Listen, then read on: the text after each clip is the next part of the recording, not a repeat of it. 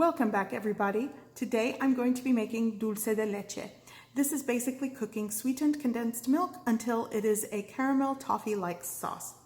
Now, growing up, my family would basically boil a can of sweetened condensed milk for 2 to 3 hours. But years ago, I saw an online blog post or a recipe that uses the oven to bake it, and that's how I'm going to show you to do it.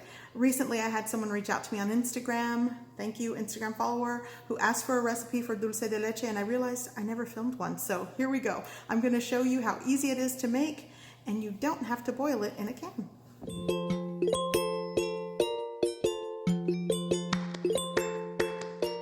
Okay, so here's what I'm using. Here I have a 9x13 baking dish. Inside I've placed just a cloth, and on top I'm going to put a smaller dish. This is a Pyrex 8x6x2 square baking dish. So you could also use a pie plate, but honestly a pie plate does not fit in my larger baking dish, so that's why I opted to use the square one.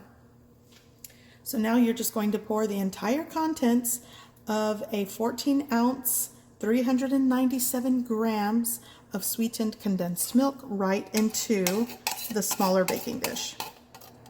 Now I'm going to add maybe an eighth of a teaspoon, not even, of sea salt. And I'm just going to pinch it right in here.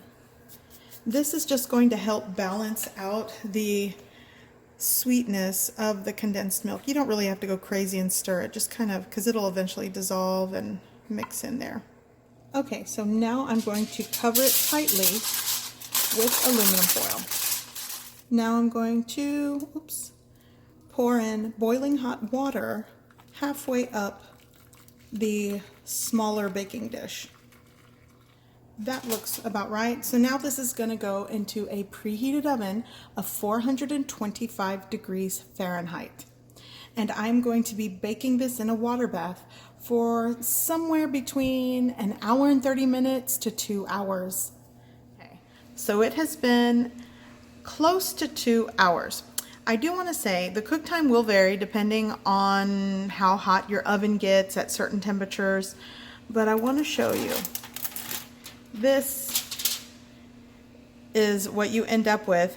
You want to make sure there's water that stays in the baking dish throughout the cooking process, so I did have to add extra water around the halfway point, but this is the perfect color. And if you don't want it as dark, then maybe take it for an hour and 15 minutes, but this is closer to 2 hours of cook time. So you want to let it cool, and you want to whisk it and store it. So I'm going to let this set here for about 15 to 20 minutes. Okay, so let me show you.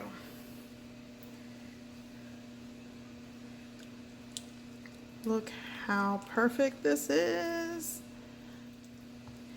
And it's it has the texture of pudding. I know a lot of people like that creamy texture that you get when you boil the can, but for what I like to use it for, just warm it up in the microwave a little bit or in a saucepan and you'll get that consistency.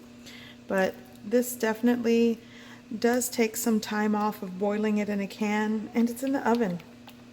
Especially for those of you that are apprehensive about, boiling a can. I know.